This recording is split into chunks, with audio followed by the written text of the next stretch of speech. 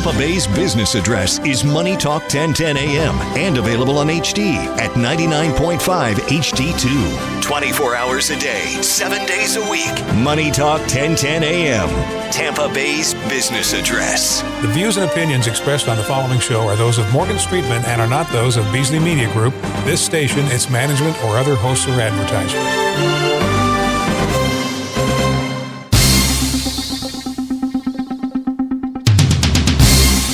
On Money Talk 1010 AM. It's the Morgan Streetman Show. Morgan and Roxanne Wilder are discussing everything from world, national, and local issues to information from the unknown. And since Morgan's an attorney, there'll probably be a little something from the law. Now, here are Morgan Streetman and Roxanne Wilder. Well, happy Monday to everybody. I know everybody's in a bit of a, I wouldn't say funk, but, we're just getting back to our normal work week. So people who've been on vacation, easing back in, but we were all here last Monday, and here we are all again. Vacation and sick. Pat, you been anywhere on vacation again? No, but it's coming, so don't worry. Okay. Well, I know every couple months I can count on a cruise you're going ship. somewhere on a cruise. I've been in here all morning just doing my traffic, one little live show at 8 o'clock. Roxanne's already done 2 days worth of work. I know. Thank you for that. She's been Thank you. Yes. on TV this morning. Yes, on TV this morning, and then we have stuff that we did this morning for Q105 too, so it's been a whirlwind of a day. I did see, and I think it was her, the fastest gray SUV this morning on the Howard Franklin. No, it wasn't me. It wasn't me. Because I drove super slow today. Okay, because it went by such a blur. I went. On the shoulder? No, it was fast. It was so fast I couldn't catch it. It wasn't me? Yeah, no, okay, I believe you because I think it could have been a Chevy. But that was when you were coming in this morning. Yes. Yeah. Sometimes. But, as we've talked about before, Pat, you do drive exceptionally conservatively. I'm Mr. Haney. Yeah. Right. Yeah. And sometimes you're pulling a big old trailer behind you. Well, and I'm going to do that at 1:30 this afternoon because it's still down at MacDill Air Force Base. All right. So I'll take it home. Oh, my goodness. So you have to go pick it up. Yeah. Well, speaking of things going on in the Bay Area, we've got a quick look back segment today that I'm pretty happy to hear about. I don't know about y'all. You remember that when they were talking about filling in the Rocky Point Lagoon? What's the update? To make townhouses. I hope it's not going to happen. Oh, it's not going to happen. Oh, good. Thank goodness. Thank goodness. Somebody had some sense. The Tampa City Council voted unanimously to reject the proposal. I wonder who came up with that proposal in the first place. It was some New York real estate developers. That and they're don't like, care. I got an idea. We'll buy some of that underwater land and then just fill it in. Meanwhile, imagine if you actually had a townhome that was, quasi on the water, sort of on the water. And they're talking about coming in and filling in your little itty-bitty lagoon water view that you so enjoy, the dolphins and everything else. I mean, it's almost like a theft from the property owners that are already there. Mm-hmm. And it's amazing to me that the Tampa City Council rejected it unanimously, and apparently there was a line out the door of people who did not want this to happen, as you could imagine. If anybody with a thinking brain, I would think, would say it's a bad idea because, really, where do you stop? I mean, why don't we just fill in the entirety of Tampa Bay? Right. Why not?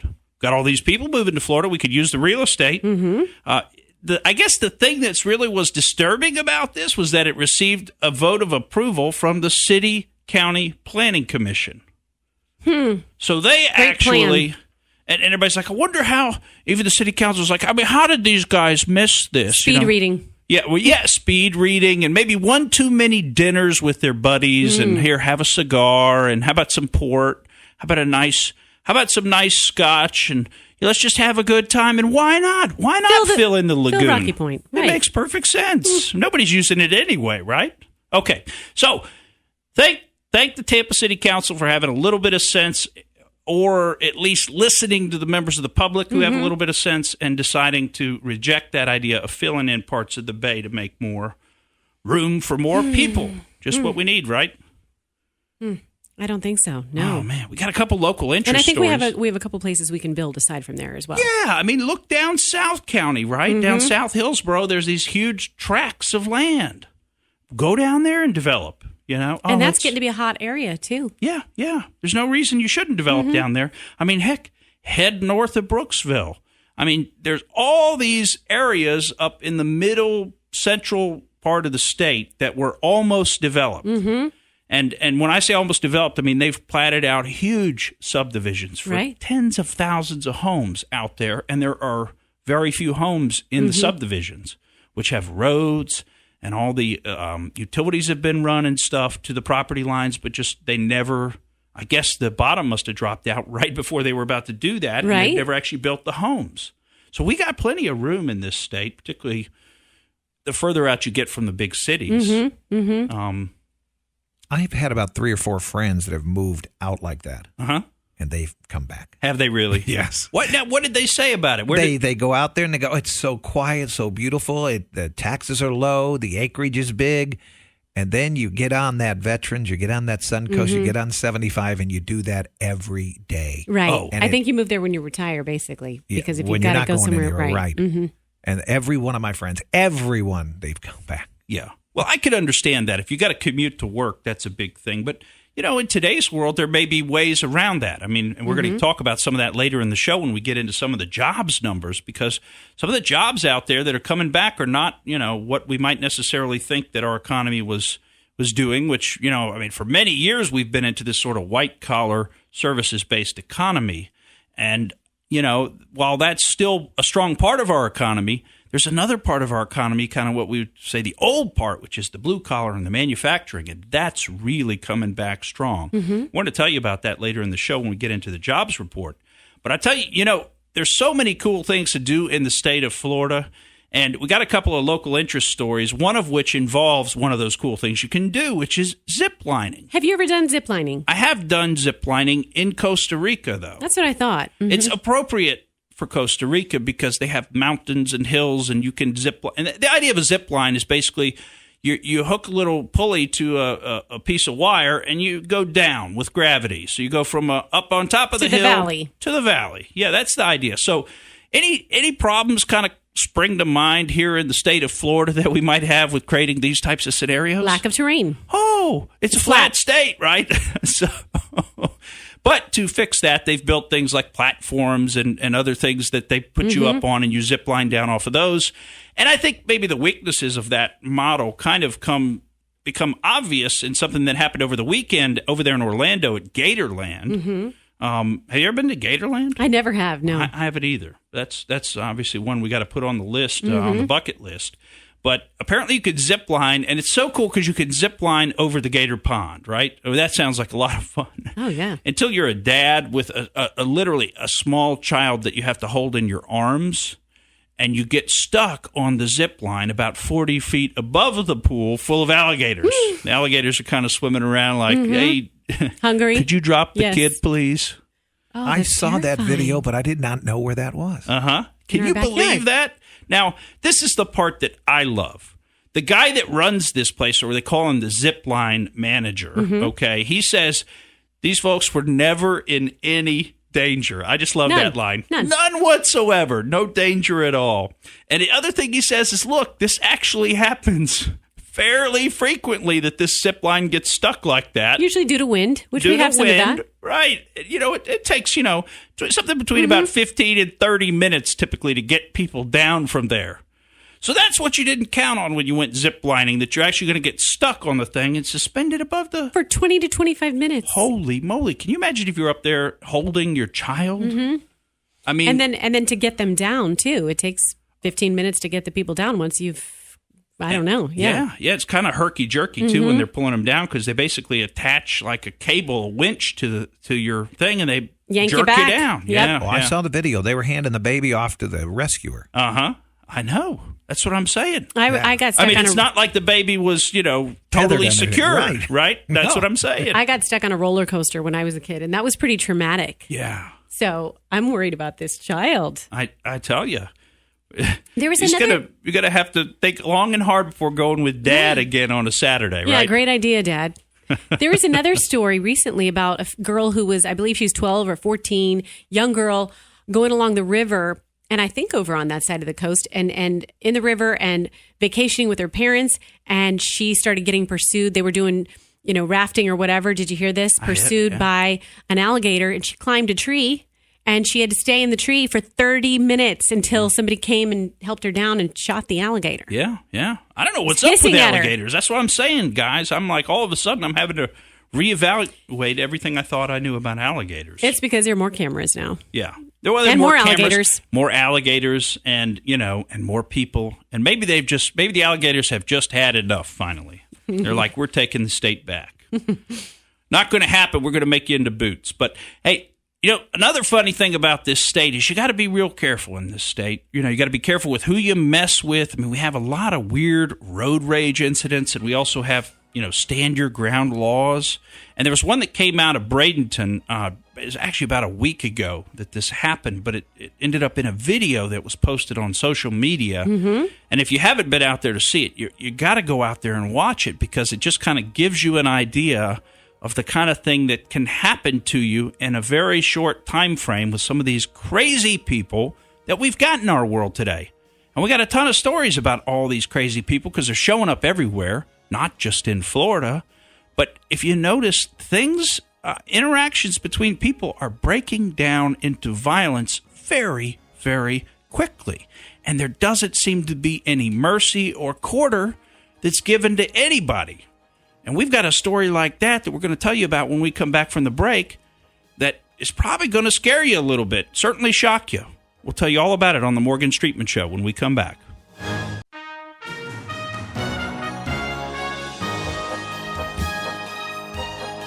Welcome back to the Morgan Streetman Show. I'm Roxanne Wilder. Pat George is hanging out with us as always. And we'd love for you to be a part of the show, 888-404-1010. We're a peaceful show here. We don't have a lot of road rage in here. We want to keep everybody who's in their car enjoying the roadways. That's right. And, the main thing is to be careful and maybe also to, I don't know, you might want to be armed in this state. I mean, a lot of people are running around armed. And, of course, we got the stand your ground laws, which is, in my book, a reason that you ought to be really careful if you're going to go pick a fight with somebody, because they can just shoot you. Yeah, keep legally. your fingers to yourself. Right, right.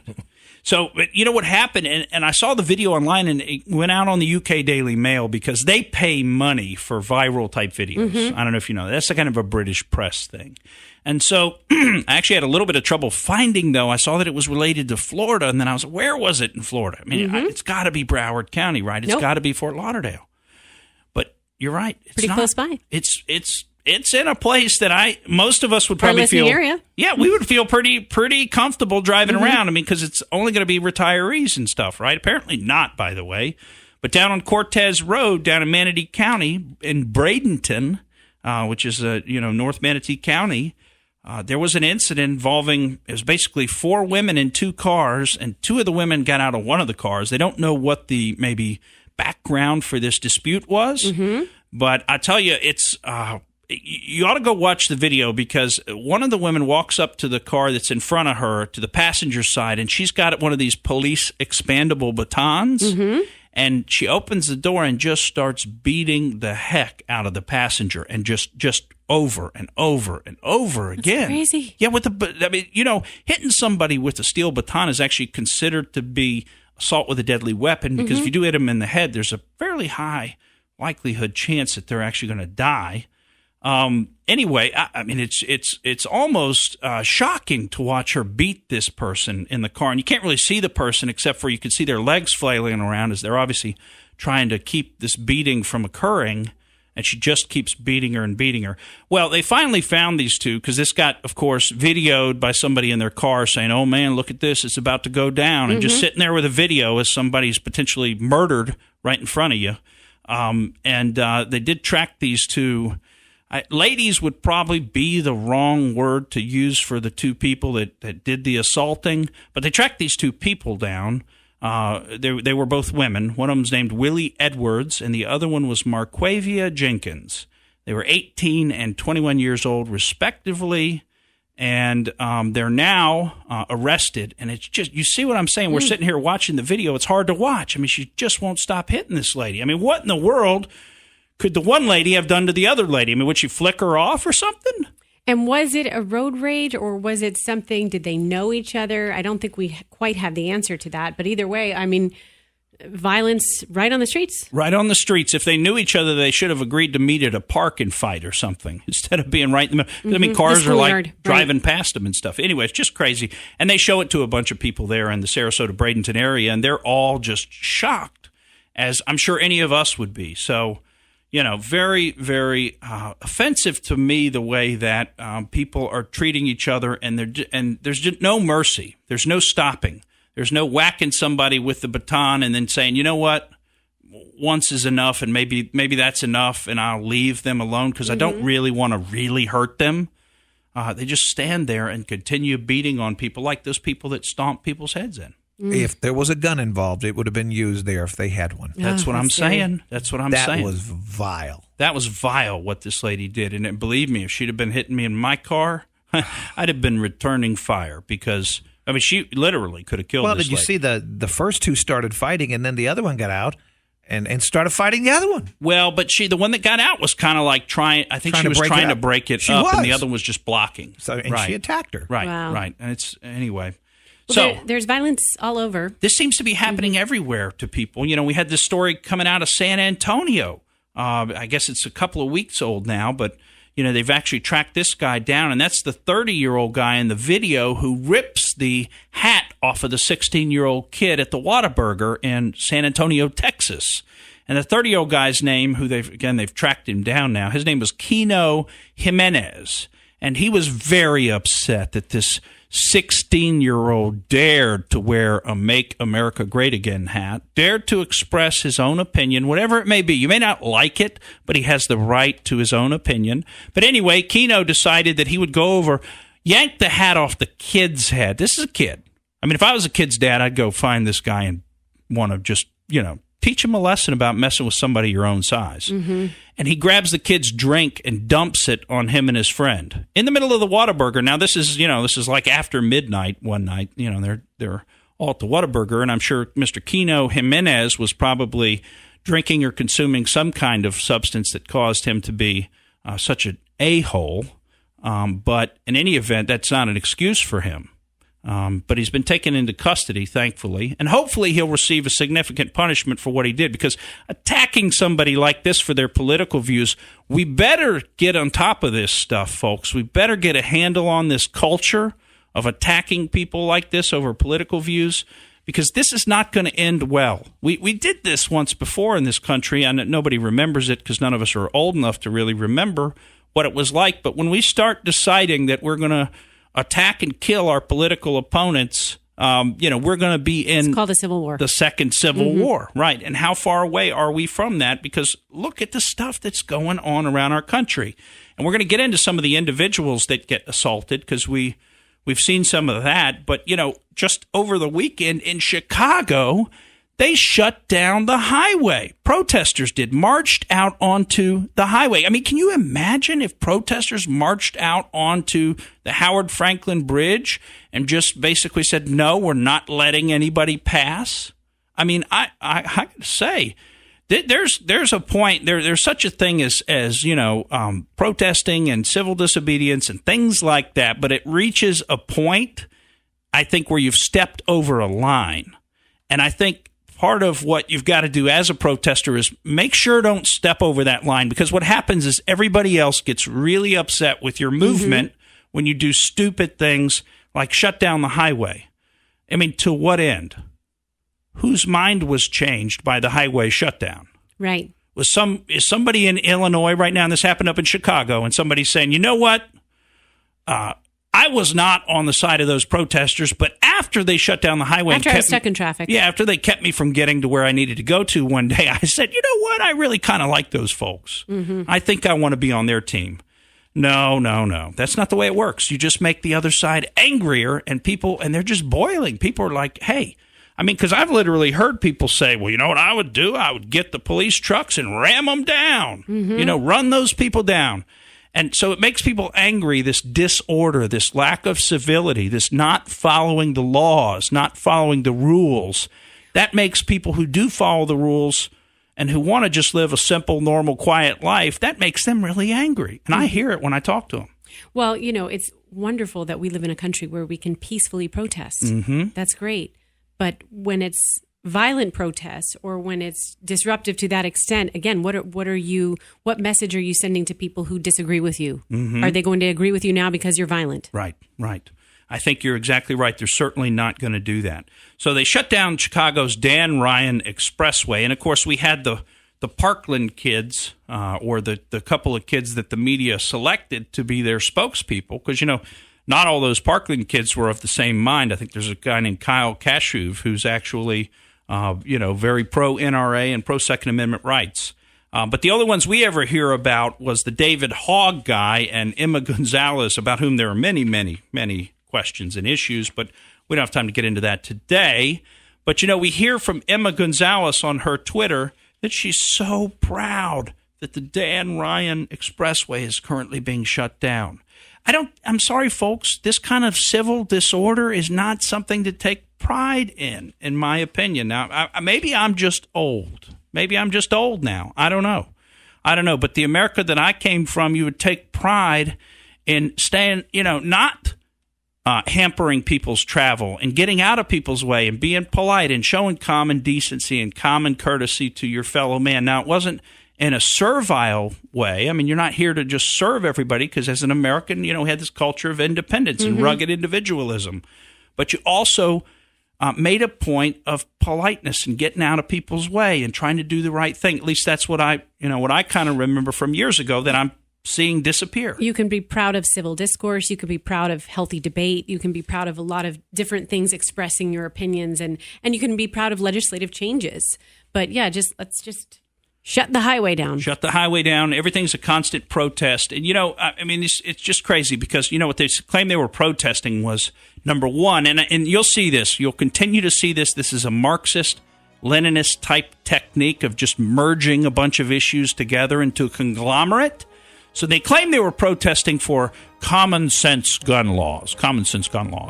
Also, they also wanted community resources, better schools, better jobs, and economic development, which, of course, is provided only by the government. That's what they're saying. Give it to us now. We want it. Well, you know what? If you want it, maybe you got to build it yourselves for yourselves, because there's no obligation of the government or anybody else in this world to provide all of these things that you claim you want. And oh, by the way, after almost 100 years of Democratic leadership, how's it working out for you, Chicago? I mean, they're doing a real fine job for you people, aren't they? We'll be right back. Welcome back to the Morgan Streetman Show. I'm Roxanne Wilder. And Morgan, we've got a fun out there planned for everybody. We're going to get to that in the next segment. Well, with the way people like to eat out nowadays, you do not want to miss this one. Because if one of your favorite restaurants is on this list, I think you may want to get a new favorite restaurant, at least for a little while, until they establish a better... Sharpen up. Yeah, until they establish a better baseline of conduct. Did this spark your interest from your sickness 2 weeks ago? No, but it almost got me sick just reading about the violations. It's so disgusting. Morgan, are you one of those people that get sick when other people... Are you a sympathy thrower-upper? Yeah, well, I mean, if I could smell it or if somebody's like doing the sound, I could try to fake it. I'm not going to do it now because me and Rox will end up throwing up on each other in here. We're so empathetic. Yep. But yes, totally. And this, I mean, it blows your mind, folks. It just blows your mind. And I'll have to say, I was so happy until I got to about middle of the list. And I was like, wait a minute, is that the place that I've eaten a few times? And I thought it was great. Oh, my goodness. And to read what they had going on there. My goodness. Can't wait. Oh, yeah. It's going to be a great way to end your lunch today.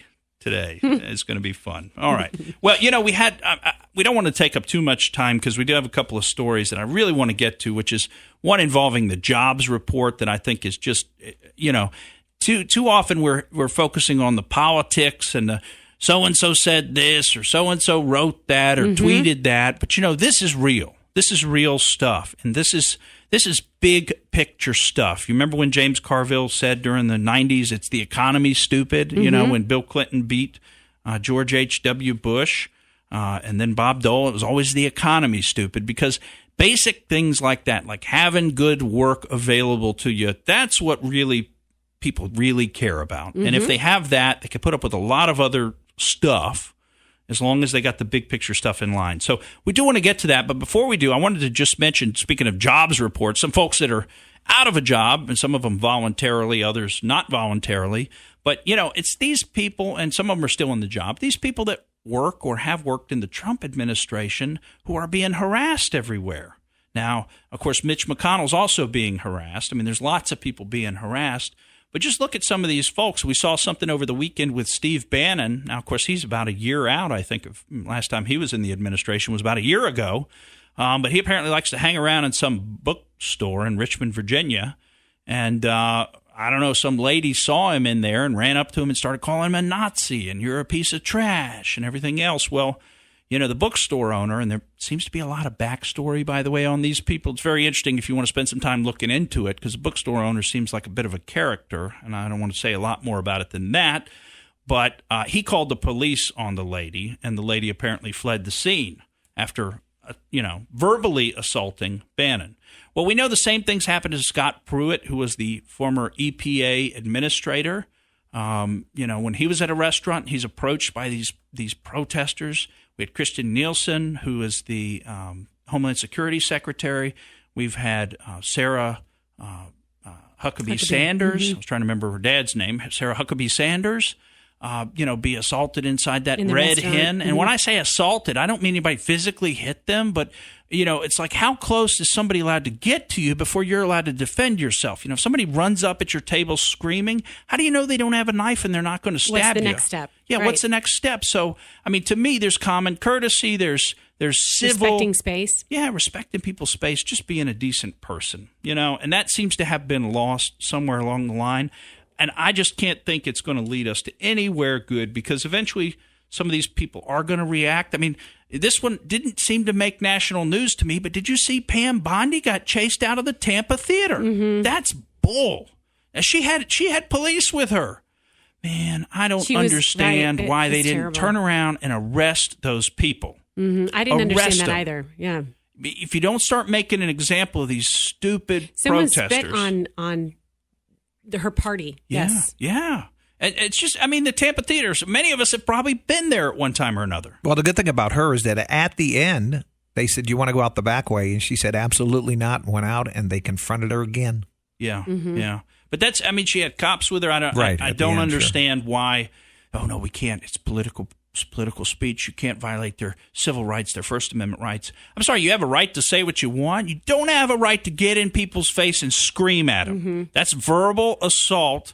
And I tell you what, just come do it to me. See what happens. Do it to me. Well, I'll be the test case. Actually, please don't, because I don't want to end up having to deal with all the mess. But I'm serious. Somebody's going to say enough is enough. I'm not putting up with this anymore.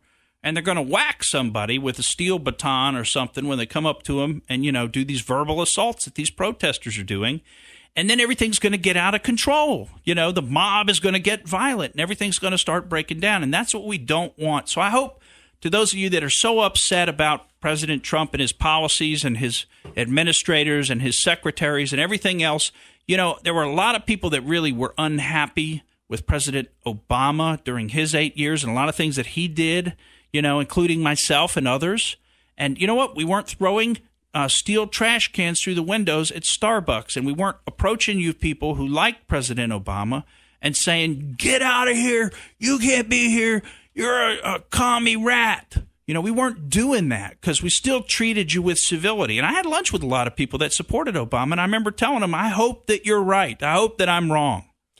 Going back to the Pam Bondi situation, she has done so much to fight against human trafficking in the state of Florida, so much to fight against pill mills and shut them down, and things because she cares about this state and the people in this state.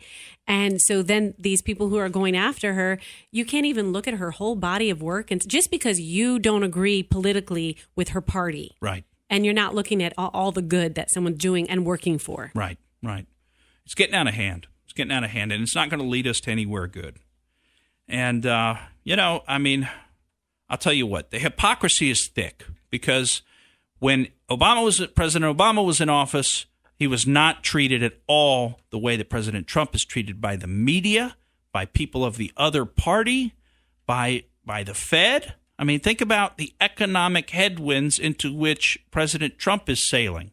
They've raised interest rates already 3 times on him, and they're going to keep doing it. They already said that. Now, meanwhile, when Obama was in office, they dropped them an entire percentage point in one fell swoop just to make it all good for him, and then they left it at 0 for the whole time. I mean, they don't usually drop it, by a whole percentage point. They usually go down by 0.25%, what they call 25 basis points. Okay, so 100 basis points makes 1%. So that's the lingo that they use. But they don't usually drop 100 basis points, which would be 1%, at one time. But they did that for Obama. And you just see the difference in treatment. And then that reminds me a little bit, we've talked this one through before on the show here, but you remember that Rosenstein hearings before Congress where he was questioned very pointedly by Congressman DeSantis, Congressman Matt Gaetz, Jim Jordan of Ohio, and several other people who questioned him. And, we looked at a body language expert's analysis of it and found some areas where, things appeared to be fairly questionable. But I don't know if you remember this one part of it where Trey Gowdy is really on him and says, you need to finish it the heck up. And he didn't say heck, but I'm trying to just be a little nice. You need to finish it the heck up. Where he's basically saying this Russia investigation needs to end. And, of course, Rosenstein very smugly responded that, the Department of Justice doesn't set, its investigation timetables based on political demands. Something like that. I'm paraphrasing. That's basically what he said, though. And now we find out, if we're looking into some of the text messages between Loverboy, Peter's stroke me, strock, and his girlfriend, Lisa Page, who, what did they exchange, like 10,000 text messages a day? Mm-hmm. I mean, they literally had no time to be doing anything else. They were texting each other so much. Well, right before the election, this is in October timeframe, September, October of 2016 timeframe, actually Stroke emails Page. And this happened on October 14th. It was about 2 weeks before Election Day. And he basically says that he wants to keep the hurry the F up pressure on him. And it looks like him is Andy McCabe. And they're basically trying to rush the Russia investigation into Trump. That's what he's talking about. Remember Operation Crossfire Hurricane? That funny thing they named it? Which is where they were trying to ensnare Trump, vis-a-vis Carter Page, that weirdo guy who's never been charged with anything and looks awfully like a plant in the Trump campaign. But anyway, remember the insurance policy talk? This is all part of that. And they're saying they need to hurry the F up on these investigations. Why? Because they were hoping to be able to say something before the election. So that's the point of clarification. Hurry up before the election. Right. Because if you idiots, if we don't hurry up, all the idiots out there might vote. All those Trump supporters that we can smell out in the country. Remember, whenever he goes out in the country, he smells the Trump supporters, the stench of them. Who said that? That was also Strzok. Yeah, this guy. This is Mr. Unbiased. This is Mr. Super Agent. We need to put him in charge of every important investigation that we ever have in this country ever. And that's what we did, apparently. Mr. Super Agent, who can smell the Trump supporters in rural Virginia, the stench of those idiots. This is the guy. And remember, the Justice Department, they don't rush things, except when they want to perform a political hit job. Then they rush things. So is anyone else? I mean, I just get frustrated with the hypocrisy of it all. I just get frustrated with the dishonesty of it all. I just get frustrated with the smugness, the smarminess. I mean, remember that whole list of S words that applied to Rosenstein? I mean, it just drives me a little bit insane that people think that this is the right way to behave. Can you imagine putting up with it for another, 5+ years? Yeah, it's crazy. We should. This should not be allowed. What's going on? The whole thing is a farce. I mean, remember Rosenstein appointed Mueller after Rosenstein wrote a letter saying that Comey should be fired, and Comey was fired. Get that. Rosenstein wrote a letter saying Comey should be fired. It's clear to everybody who looks at it now that Comey should have been fired. There's no question about it. Comey was not a good leader for the Bureau, and he really hurt the entire Justice Department's image with our country. I mean, think about all of these after effects that we're still dealing with. You know, we didn't get to the jobs report. Unfortunately, that was one I was really excited about. But let's just put it this way. About 250,000 jobs were added last month in June. And they're fantastic jobs. You're talking about 4,000 mining jobs, 13,000 construction, 36,000 in manufacturing. And what you're seeing here, folks, is you're seeing Donald Trump put efforts to transition our economy from an economy where all we do is white-collar services to an economy where we actually build and make things again, because you need both to have a healthy, balanced economy. And our production, our blue-collar, our trade jobs, they're coming back, folks, and those won't be so easy to replace with robots. When we come back, we'll go out there.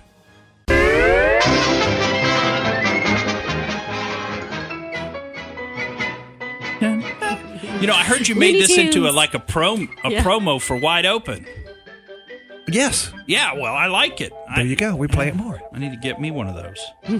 Well, I'll tell you what. This, speaking of Wide Open going out there, boy, I'll tell you what. You go to a restaurant, everything seems so good, you know. I mean, you would think that it's clean and they care about their customers, and I'm sure many of them do. And sometimes things taste better when you don't have to take the time to prepare them yourselves. Yeah, it's like, you know what? I just don't feel like cooking tonight. Well, you know, this is something I struggle with cooking for one person. And, you know, I look at going out, though, lately. And, you know, I got food poisoning a couple weeks ago, which was terrible.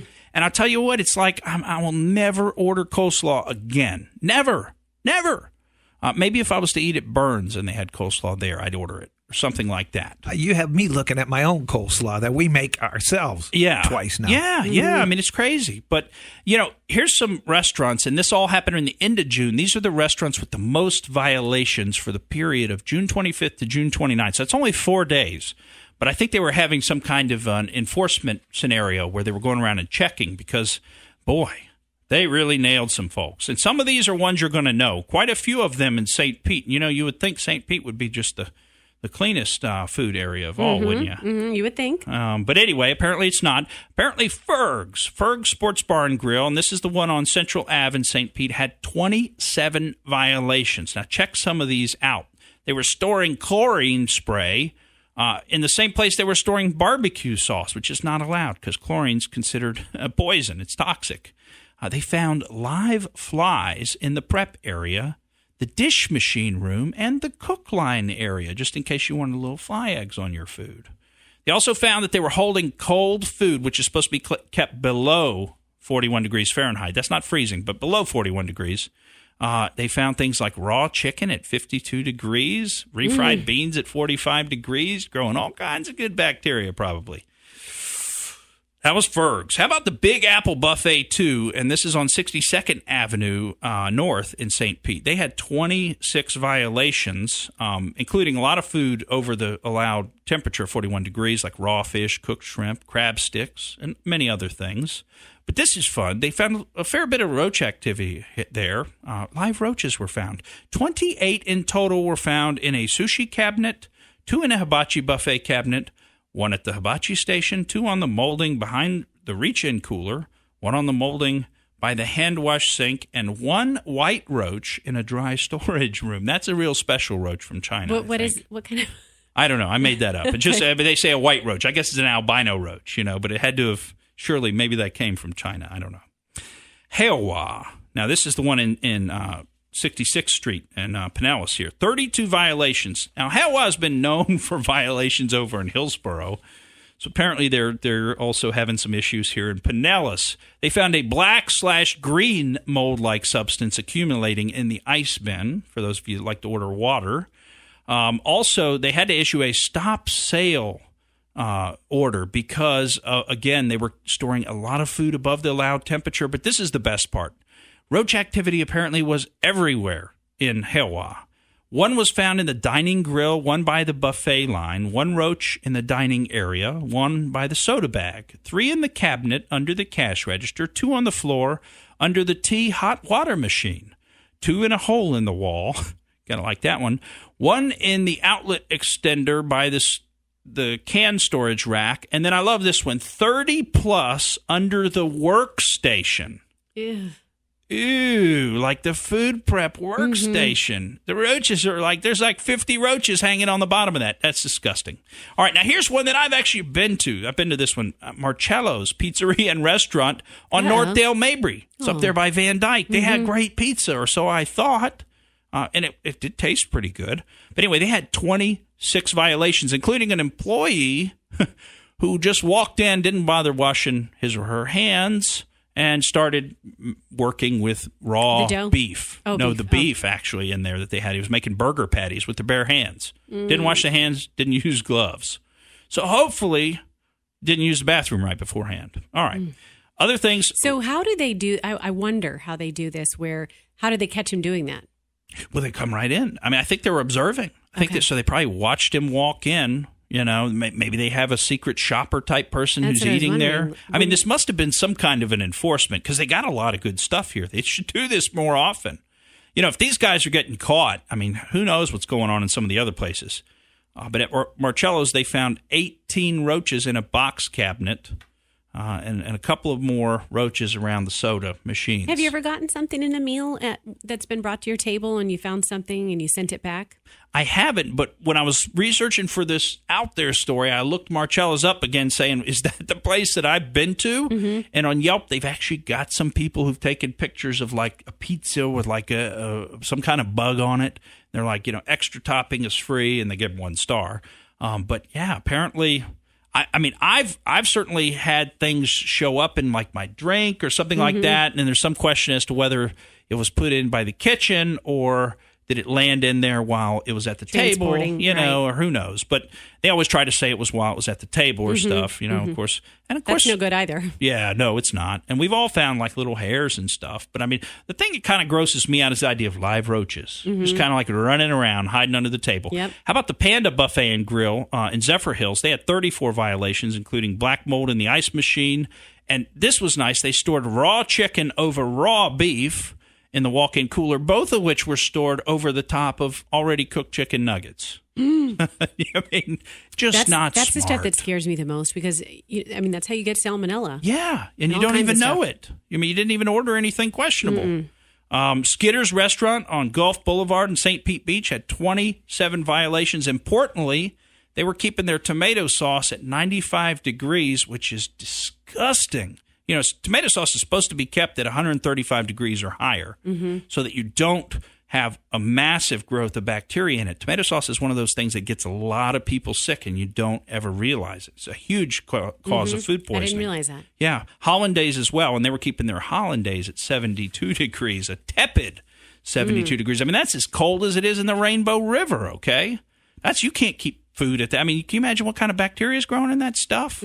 Ooh, gross. Los Mexicanos, okay? Luckily, not Vallarta's, Pat George. Gross. On U.S. Highway 19 in Tarpon Springs had 25 violations. All kinds of issues there with raw beef being stored over ice cream in the reach-in freezer. Gross. Gross. So you get some swirls in your That's ice cream. right. You know, can I get a maraschino cherry on my vanilla ice cream, please? No problem. Get you some extra sauce there. You want some cherry sauce? A little extra. Now, another one that got hit in this enforcement scenario is the Bollywood Spice Indian Cuisine on US 19 in Clearwater, and they had 28 violations. Folks, some of the stuff is pretty gross. I didn't want to read it to you. They had chicken thawing in the mop sink. Is that disgusting or what? My goodness. Well, that's just a little something to make your dining out more pleasurable this week. I'm Morgan Streetman, and that's the way I see it. Time for lunch. Or taste it. The views and opinions expressed on the preceding program were those of Morgan Streetman and are not those of Beasley Media Group, this station, its management, or other hosts or advertisers. Tampa Bay's business address is Money Talk 1010 AM and available on HD at 99.5 HD2. 24 hours a day, 7 days a week. Money Talk 1010 AM.